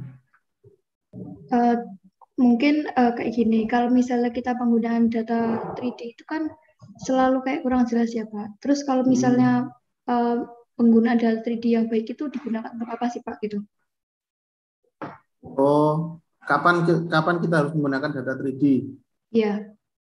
Sebenarnya gini, 3D itu kan sesuatu yang relatif ya. Kalau misalkan Mbak Alvina pernah pakai Google Maps, itu secara tidak langsung sebenarnya dimensinya juga bisa 3, kita buat 3. Google Maps itu kan ada, kita bisa lihat peta secara 2 dimensi. Tapi kalau kita zoom in, dia akan berubah isinya. Itu sebenarnya kita bisa anggap 3D atau 3 dimensi. Meskipun gambarnya nggak 3 dimensi, tapi kita bisa lihat lapisan data di balik itu. Misalkan lebih detail. Tingkat detailnya itu adalah dimensi ketiganya. Nggak semua data itu juga harus ditampilkan secara simpel. Kadang-kadang ketika kita perlu sesuatu yang lebih kompleks, bisa juga kita pakai 3D. Meskipun ya tidak preferable ya. Kayak tadi ya, kita lihat yang data yang tadi, grafik yang tadi. Dia bisa nggak 3D, dan bahkan dia sudah menggunakan angka. Nah, itu kan sudah jelas. Kenapa kok harus pakai 3D? Kan gitu. Malah isinya nanti malah mengkaburkan itu tadi, mengkaburkan informasi. Jadi kalau saya bisa jawab kapan kita harus pakai 3D, ya pakai aja 3D ketika 3D itu memang benar-benar dibutuhkan, bukan malah menutupi apa yang kalian komunikasikan. Seperti yang tadi ada slide di mana tadi ya?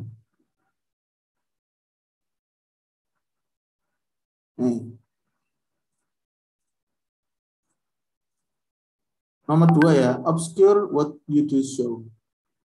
Obscure itu kan menutupi ya. Dimana kita tuh seharusnya tidak menutupi apa yang kita akan tunjukkan. Dengan apapun itu. Bisa dengan 3D, bisa dengan icon-icon yang nggak berguna, bisa dengan mungkin ada garis-garis tambahan yang seharusnya tidak perlu. Itu seharusnya tidak kita lakukan. Jadi berlebihan itu tidak baik, tapi terlalu minimalis juga tidak baik gitu sih. Kita harus menemukan the sweet spot-nya. Sweet spot-nya di mana? Itu Mbak Alvin. Ya, terima kasih Pak. Ya. Ada lagi yang mau ditanyakan mungkin?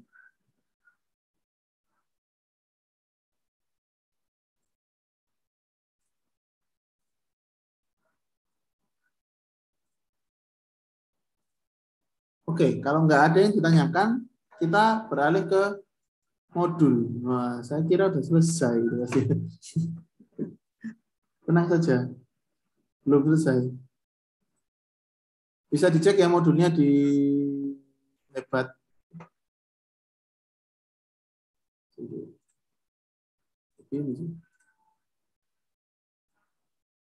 Oke, saya cek modulnya di Hebat. Kemudian kalian bisa baca sendiri lah ya. Ini intinya adalah penjelasan yang lebih lengkap dan lebih tertata ya daripada PPT atau daripada mungkin yang saya omongkan tadi ada yang kelompat-lompat. Kalian bisa baca modul, terus melakukan percobaan praktikumnya. Nah, ini sudah ada penjelasan ya. Palet warnanya seperti apa, lebih lengkap. Dan kalian bisa tahu kenapa kok harus menggunakan warna berbeda atau kapan harus menggunakan warna yang sekuensial seperti ini.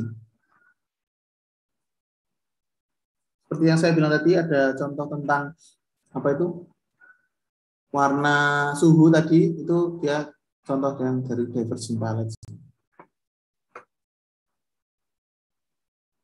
Nah, terus percobaan praktikumnya kayaknya sih sudah kalian lakukan semua. Jadi nggak usah dilakukan lagi karena ya ini hanya istilahnya kalau pertama kali itu ada gini. Misalkan ada yang belum pernah melakukan instalasi art dan art video, ya silakan melakukan, kan? Ini tugasnya. Tugasnya dikumpulkan di e-learning. Sudah saya buatkan tempat, dikumpulkan minggu depan. Tugasnya adalah tadi kan kalian sudah menjelaskan ya kenapa ada visualisasi yang kurang baik atau yang bad. Bad kok kurang baik ya? Bad itu jelek gitu. Mungkin yang nulis terlalu halus ya. Kurang baik. Less good. Bilang aja bad. Bad visualization atau visualisasi yang kurang baik atau jelek. Jadi cari salah satu contoh yang bagus dan yang jelek dan mencantumkan sumbernya. Menurut kalian, ingat ya, menurut kalian. Jadi sudah pasti nggak ada yang sama kan? Kalau ada yang sama, ya jelas itu nggak menurut kalian gitu. Karena menurut kalian, jadi harus nggak ada yang sama. Lalu nomor 2, tiap visualisasi tadi jelaskan kenapa kok menurut kalian visualisasi yang kalian anggap baik itu baik. Poin-poinnya kenapa? Kayak tadi ya, saya tunjukkan yang jelek, terus kenapa kok jelek? Harusnya apa yang membuat dia jelek? Yang baik juga itu seperti itu. Jadi tugasnya cukup sederhana, mengenali atau mengidentifikasi mana-mana visualisasi yang jelek dan yang bagus, serta menuliskan alasannya kenapa kalian bilang bahwa itu jelek dan itu bagus, sesuai yang kita pahami tadi. Itu aja. Oke, ada mau tanyakan?